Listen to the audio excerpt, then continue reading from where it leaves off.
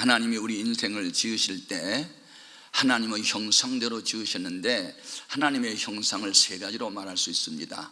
영적인 존재, 도덕적 존재, 사회적 존재입니다. 영적인 존재는 하나님과 소통하는 존재입니다.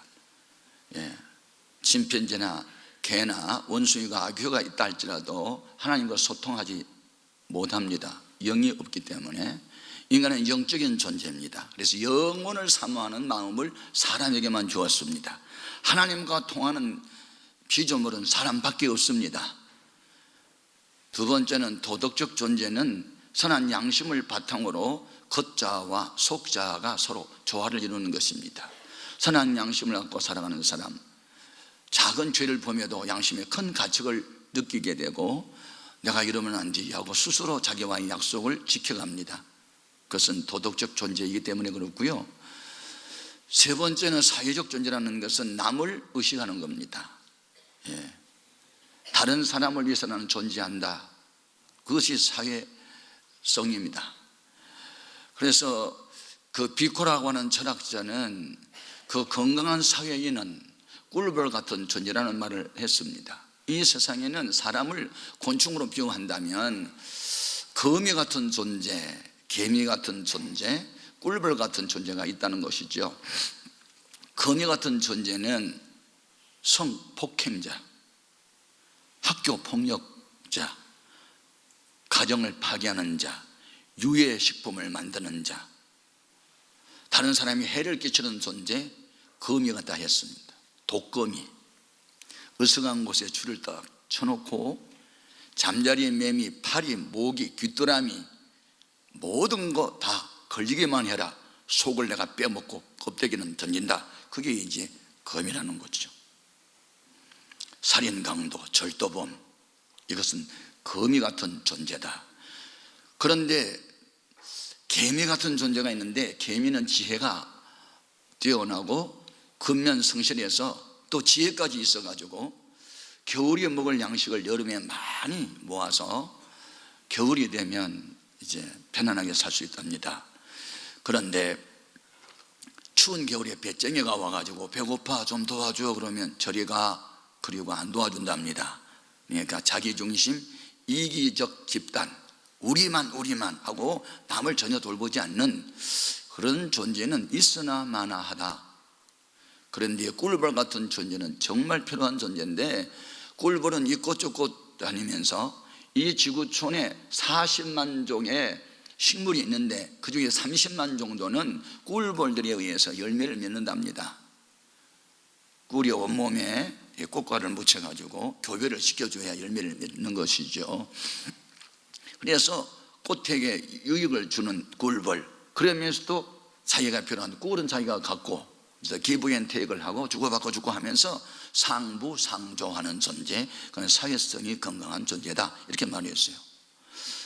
여러분, 그래서 예수를 믿고 은혜를 받은 사람은요 이 세 가지가 다 회복이 되는데 첫 번째가 영적으로 하나님과 통하는 사람이 되면 양심을 바르게 갖게 되고 양심을 바로 갖게 되면 이웃을 또 섬기는 자가 됩니다. 그런데 양심도 하나님도 눈에 안 보이죠. 그러니 남을 섬기는 것은 보이죠. 보이는 그 은행을 통해서 보이지 않는 양심을 알 수 있고 하나님과 관계를 알 수 있습니다. 그래서 열매를 보면 나무를 알 수 있다 이렇게 말을 하는 것이죠. 오늘 본문 말씀의 내용은 이런 것입니다. 우리 예수님께서 사역이 이제 활발하게 이렇게 이루어지고 있을 때 예수님은 주로 가버나움, 고라신, 또 베세다 이런 지역에서 많은 이적을 행하셨어요. 이 가버나움이라는 동네는 베드로의 집이 있는 곳이고 장모 집도 거기 있고 그래서 이 가버나움 지역에서 예수님의 많은 기사와 이적을 행하셨어요. 그런데 어느 날 예수님께서 어느 한 집에서 도를 말씀하고 계실 때 많은 사람들이 예수님을 만나고 싶어서 모여들었는데 얼마나 사람이 많이 모여들었든지 용신할 수가 없었다. 몸을 움직일 수도 없었다 하는 것입니다. 바로 그때 네 사람이 중풍병자 하나를 데리고 옵니다. 그래서 방 안에 계신 주님을 만나고자 했지만 사람이 많아서 들어갈 수가 없습니다. 그러자 옆에 나 있는 옥상으로 올라가는 계단을 통해서 올라가 가지고 지붕을 뜯어내고 구멍을 만들어서 예수님이 계신 곳에 중풍병자를 달아내립니다. 그때 우리 예수님의 시선은 바로 거기에 집중하고 주님의 입은 그들을 향해서 열립니다. 저희의 믿음을 보시고 중풍병자에게 내 죄의 사함을 받았느니라 하고 영적인 문제를 해결하시고 난 이후에 너 병상에서 일어나라, 걸어가라 말씀 한마디에 병이 떠나가게 되고 건강이 회복되어지고 벌떡 일어나게 되고, 그리고 자기가 누웠던 짐상을 걷어가지고 어깨에 메고 나가니 이것을 지켜보고 있던 수많은 사람들이 영광을 하나님께 크게 돌리며 말하기를 지금까지 우리는 이와 같은 일을 처음 봤다, 이렇게 말을 했다. 그런 내용이죠. 자, 우리는 오늘 여기에서 중요한 것을 배워야 합니다. 그것은 예수님은 어떤 사람을 주목하고 누구를 향해서 말씀을 하시고 누구를 통해서 일하시는가 따라 하십시다. 함께 짐을 지는 사람들, 다시 말하면 사회성이 강한 사람들, 남을 위해서 뭔가 봉사하는 사람들에 대해서 주님은 관심을 갖고 계시단 말이에요. 그들을 통해서 병자를 고치기도 하고 죽을 사람을 살리기도 하십니다. 여러분은 어떤 사람이 들려요? 오늘날 많은 사람들의 의식은요, 섬김의 의식보다는 높은 자리에 올라가겠다는 의식이 강합니다. 높은 자리에 올라가면 대우가 좋지요. 좀 편할 수 있지요. 그러니까 대우 좋고 편한 길을 다 선택하고 그 길로 달려갑니다. 심지어 예수님의 제자들까지도 그런 의식 갖고 있었고요. 어느 날 세베대의 아내 야고보와 요한의 어머니가 예수님에게 달려왔어요. 엎드려 절을 하면서 간청하기를, 예수님 왕권을 받으시고 왕위에 오르시거든 우리 큰아들은 예수님의 오른편에, 둘째 아들은 왼편에 꼭 앉혀주세요, 이렇게 요청을 해요.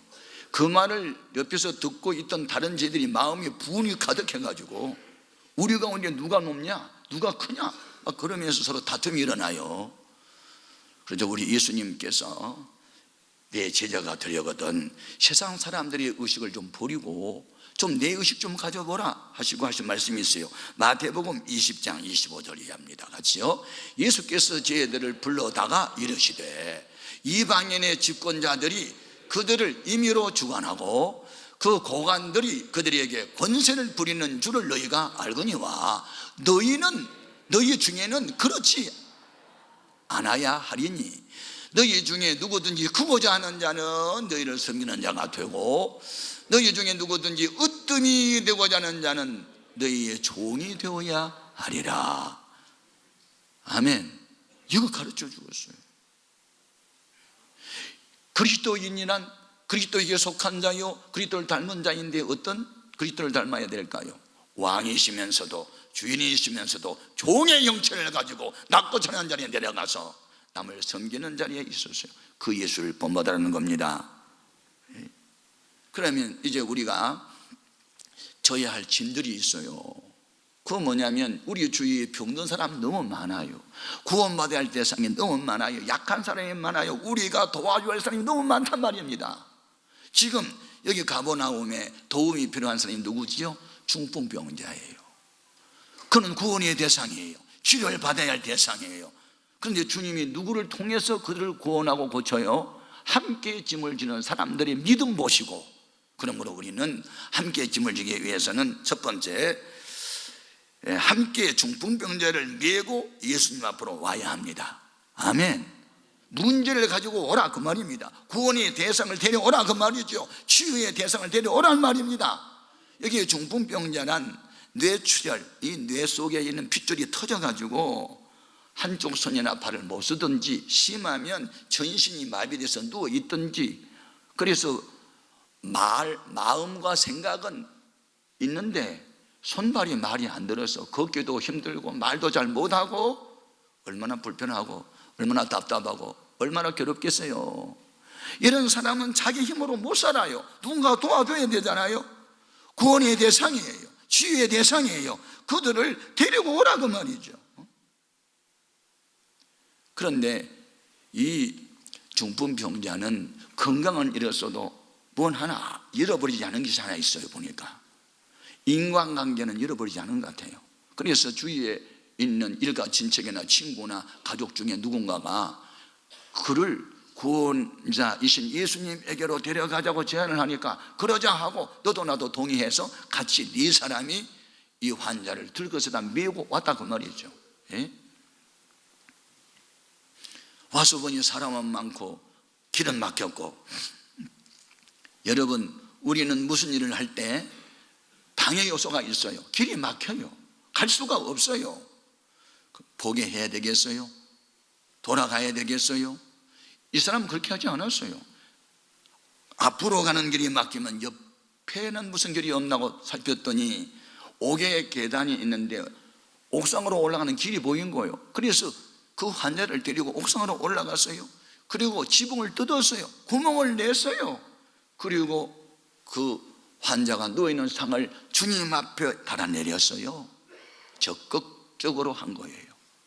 하나님은 소극적인 사람을 통해서 일하지 않습니다. 무슨 일이든지 한번 하기로 작정을 했으면 끝까지 지구력을 가지고 인내심을 가지고 장애물이 있어도 돌아갈지라도 끝까지 목적지를 해서 가는 사람들 주님은 기억하십니다. 그런 사람이 역사에 주역이 되는 것이죠. 입으로만 말만 잘해서 하나님 쓰지 않아요. 행동으로 걷어붙이고 짐을 벌쩍 쥐고 나가는 이런 사람이 되어야 되는 것입니다. 예? 자, 본문 말씀 4절 5절 같이 읽어봅니다. 무리들 때문에 예수께 데려갈 수 없으므로 그 계신 곳에 지붕을 뜯어 구멍을 내고 중풍병자가 누운 상을 달아내리니 예수께서 그들의 믿음을 보시고 중풍병자에게 이르시되 작은 자여 내 죄사함을 받았느니라 하시니 할렐루야. 그때의 지붕은 요즘처럼 콘크리트로 된 것이 아니고 들보 하나 갖다 얹어놓고 막대기 갖다 걸쳐놓고 그리고 진흙을 이겨가지고 풀 위에 발라가지고 그런 지붕이기 때문에 뜯기 쉬운 거예요. 그러나 남의 지붕 허락도 안 받고 뜯어냈으니 나중에 물어줘야 될 거 아니에요. 무엇을 배워야 됩니까? 우선순위. 교통사고 났어요. 차가 부셔졌어요. 그런데 사람도 다쳤어요. 그러면 차수리부터 해야 되겠어요? 사람부터 살려야지. 무슨 일이든지 돈부터 걱정하면 일 못합니다. 사람부터 살리는 일을 하겠다고 나서면 돈은 필요하면 하나님이 주십니다. 이런 식으로 인생을 살아가야 됩니다. 근데 무슨 일만 하면 돈부터 걱정하고 환경은 아직도 아니고 때가 안 됐다나? 사람을 구하는데 때가 따로 있습니까? 지금 죽어가는데 죽어갈 그 사람 지금 살리는 때가 지금이 그때지? 아멘입니까? 여러분, 우리는 너무나 단순한 논리 그리고 진리를 따라서 살아야 됩니다. 오늘날 많은 사람들은 은혜 주세요, 복 주세요, 능력 주세요 하는 사람은 많은데 또 많이 받기도 했어요. 그런데 짐을 지려는 사람이 없어요. 십자가 안 져요. 편한 길로만 가요. 십자가는 노래만 불러요. 그런데 성경은 그렇게 되어 있지 않습니다. 갈라디아서 6장 2절 같이 읽어봅니다. 너희가 짐을 서로 지라 그리하여 그리스도의 법을 성취하라. 그리스도의 법은 사랑의 법이고 생명의 법인데 짐을 져야만 생명을 살리고 병자를 고칩니다. 여러분, 천지는 변해도 하나님 말씀 변함이 없어요. 구원자는 예수님밖에 없어요. 요한복음 4장 6절 예수께서 이르시되 내가 곧 길이요 진리요 생명이니 나로 말미암지 않고는 아버지께 올 자가 한 사람도 없다. 그래서 예수 앞에 나오면 주님이 구원해 주시고 예수 앞에 나오면 주님이 병 고쳐주시고 그래서 예수님 앞에 사람을 데려오라 그 말입니다. 누구를? 병든 사람을, 중풍병자를. 오늘의 우리 청소년들이 다 중풍병에 걸렸어요. 가치관을 잃어버렸어요. 학교 가기가 싫어요. 우울증에 걸렸어요. 자살자가 늘어났어요. 누가 구원해요? 보고만 있을 겁니까? 탄식만 하고 있을 겁니까? 찾아가서 데려와야 되지요. 예수님을 만나게 해줘야 되지요. 그러면 그들 구원받습니다. 함께 짐을 사람들이 필요합니다.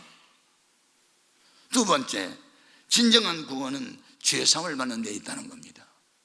우리 예수님께서 중풍병자가 딱 나타나자 병을 그냥 고쳐주었습니까? 그건 2차순이요 1차적으로 한 것은 네 죄사함을 받았느냐라고 죄사함을 선언을 먼저 합니다. 이후 모든 질병, 가난, 저주, 온갖 상처 주고받음 다 죄 때문에 온 것입니다. 그러니까 죄의 문제를 해결하지 않고는 절대로 인간은 행복이 될 수 없어요. 죄를 덮어놓고는 시한폭탄입니다. 빨리 제거하십시오. 잘못된 것인 줄 알면서도 계속 고집을 부려요. 시한폭탄처럼 터질 날이 옵니다. 죄는 모양이라도 버려야 됩니다. 죄는 시한폭탄이에요. 빨리 제거할수록 좋습니다. 그런데 인간을 불행하게 하는 죄가 뭐냐면 아담이 지은 원죄로부터 유전적으로 내려온 이 죄가요 울어서 눈물로 없어지지 않고 고행을 한다고 사라지지 않습니다. 이 죄의 유전자는 끝까지 죄인으로 태어나는 거예요. 자, 로마서 5장 12절 같이요. 그러므로 한 사람으로 말미암아, 한 사람이 누구예요? 아담이에요. 죄가 세상에 들어오고 죄로 말미암아 사망이 들어왔나니 이와 같이 모든 사람이 죄를 지었으므로 사망이 모든 사람에게 이르렀느니라. 여기서 주목할 단어가 있습니다. 사망. 무슨 뜻입니까? 끝장났다는 뜻이 아니거든요. 사망은 분리된 상태적 개념이에요. 분리되다. 무엇과 무엇이 분리되면 죽음이라고 그러죠.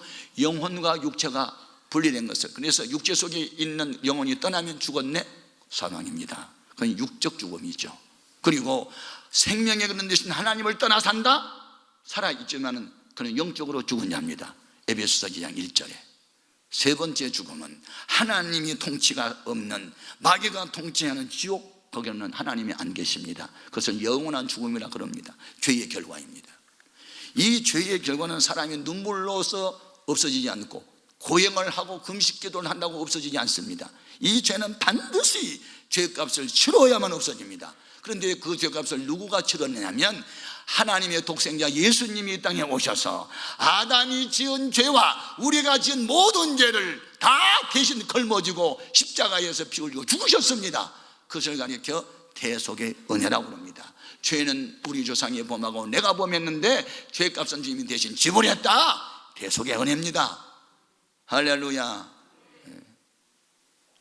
지금 대학 교수인 우리 큰아들이 초등학교 다닐 때 아파트 유리 깼거든요.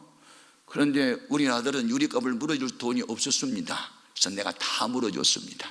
우리 아들 1원도 안 못했습니다. 내가 다 물어줬지. 잘못은 아들이 범하고 책임은 아빠가 졌습니다. 그것을 뭐라 그런다고요? 대속의 은혜. 할렐루야. 예수님의 십자가에서 흘린 피가 여러분의 죄를 영원히 사해 주었습니다. 믿으십시오. 그래서 우리는 영원토록 찬양할 제목이 예수의 피밖에 없네. 예수의 피가 내 죄를 사했다는 이 확신을 가지십시오.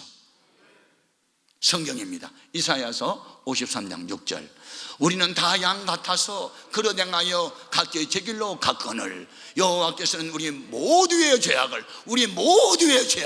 그에게 담당시키셨다. 살인 강도의 죄도, 창녀의 죄도, 삭개오, 세리장, 남의 것 토색하고 부정축조로 부자된 사람의 죄까지도 주님이 다 담당하신 줄로 믿습니다. 베드로전서 1장 18절 이하가 찍습니다. 너희가 알거니와 너희 조상이 물려준 헛된 행실에서 대속함을 받은 것은 은이나 금같이 없어질 것으로 된 것이 아니요 오직 흠없고 점없는 어린 양 같은 그리스도의 보배로운 피로 된 것이니라. 영원토록 찬미의 제목은 주님의 보혈입니다. 우리 예수님께서 중풍병자의 병을 고쳐주기 위해서 먼저 전제로 내 죄사함을 받았다고 말하니까 옆에 있는 서기관들이 참나마도다, 망령되도다, 신성모독죄를 범하도다. 죄를 사하는 권세는 하나님만 할 수 있는데 네가 사람으로서 어떻게 죄를 사할 수 있는 권세가 있느냐? 그는 무엇을 모르고 있었지요? 성부 하나님만 알고 있었지 성자 예수님은 몰랐어요. 여러분, 성자 예수님은 2000년 전에 사람의 몸을 입고 오셨지만 창세 전부터 이미 성부 아버지와 함께 천지만물을 창조하신 분입니다. 히브리서 1장 2절 이하에 보면 하나님이 아들을 통해서 천지만물을 창조하셨다고 그랬습니다. 하나님이신 그분이 사람의 몸을 입고 이 땅에 오셨습니다. 그래서 예수님을 가리켜 신인 양성을 가지셨다. 참 사람이면서도 참 하나님이시다. 그래서 하나님과 인간 사이의 중보자는 예수님밖에 없다고 말합니다. 아멘입니까? 예수님이 죄를 사하는 권세가 있습니다. 그래서 예수님이 죄를 용서해 주신 것이죠. 예. 오늘 우리는 죄사함의 문제가 해결되어야만 그 다음에 모든 문제는 해결됩니다. 그런데 죄는 주님이 다 해결해 주셨습니다. 아멘. 그리고 여러분이 은행심사를 지은 자범죄는 여러분이 죄를 자백하고 회개하고 돌이키면 또 용서해 주십니다. 언제나 그래서 너희 중에 병든 사람이 있느냐? 교회 장로들을 청할 것이요 그들은 기름을 바르며 위에 기도하라. 믿음의 기도는 병든 자를 구원할 것이니 주께서 저를 일으키시리라. 혹시 죄를 범하였을지라도 죄를 서로 고하고 서로 병낫기 위해서 서로 기도하라. 의인의 간구는 역사하나님이 많으느냐? 야고보서 5장 15절에서 16절까지 있는 말씀이에요. 믿음으로 기도하면 병자를 주님 고쳐주십니다. 세 번째 교훈이 있습니다. 이것은 예수님의 구원은 전인적 구원이다.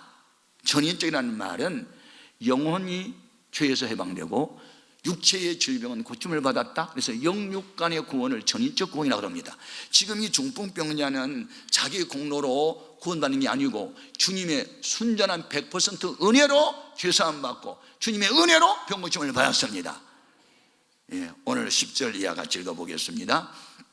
그러나 인자가 땅에서 죄를 사하는 권세가 있는 줄을 너희로 알게 하려 하노라 하시고 중풍병자에게 말씀하시되 내가 네게 이르노니 일어나 내 상을 가지고 집으로 가라 하시니 그가 일어나 그 상을 가지고 모든 사람 앞에서 나가거늘 그들이 다 놀라 하나님께 영광을 돌리며 이르되 우리가 이런 일을 도무지 보지 못하였다 하더라. 할렐루야. 지금까지도 주님이 많은 기사와 이적을 행한 것을 보았어요. 그런데 이번의 기적은 더 컸다고 말입니다. 여러분, 우리는 과거에 받은 은혜만 간증하면 안 됩니다. 최근에 하나님 우리와 함께한 간증도 있어야 합니다. 지금까지 보지 못했던 위대한 역사, 큰 역사를 말할 수 있어야 됩니다. 여러분, 우리가 하나님을 온전히 믿으면요 언제나 이와 같은 일을 주님은 행하십니다. 그러면 이렇게 전인적 구원을 위해서 주님이 믿음을 보셨다고 했는데 구체적으로 그 믿음의 내용을 살펴본 세 가지로 생각할 수 있는데, 첫 번째는 구원받아야 할 사람을 찾아내어 그 대상자를 주님 앞에 데리고 오는 적극적 사랑입니다. 말로만 하는 것은 소극적인 거고 행동으로 옮기는 것을 우리가 적극적이라고 합니다. 하나님은 무슨 일이든지 적극적인 사람을 사랑하시고 그런 사람에게 은혜를 주시는 줄로 믿습니다. 그리스도인들에게 항상 있어야 할 세 가지가 있는데 그것은 믿음도 소망도 사랑도 있어야 되지만 그 중에 제일이 사랑이라고 했습니다. 자, 고린도전서 13장 13절 그런즉 믿음, 소망, 사랑 이 세 가지는 항상 있어야 할 것인데 그 중에 제일은 사랑이라고요. 뭐 능력을 받았느니 뭐 은사를 받았니 별소리 다 해도 짐을 져야 할 시간이 도망가고 힘들고 어려우면 도망가고 짐 안 지는 사람은 그건 아니에요. 짐을 지는 거예요. 할렐루야. 예. 이 환자를 짊어지고 와야지 되지 환자 내버리면 죽어버리잖아요. 적극적인 사람이었다. 두 번째 준 교훈이 뭐냐, 저희의 믿음 속에는요 쉽게 포기하지 않은 끈덕짐이 있었어요. 우리가 하나님 일 좀 하려고 하면요 방해꾼들이 나타납니다. 장애 요소도 있고요. 가나안 땅 전진 정복에서 들어가는데 여리고성에 딱 버티고 있고 가나안 땅으로 가는데 홍해도 놓였고 장애물이 항상 있어요. 그때마다 믿음 없는 사람은 원망부터 합니다.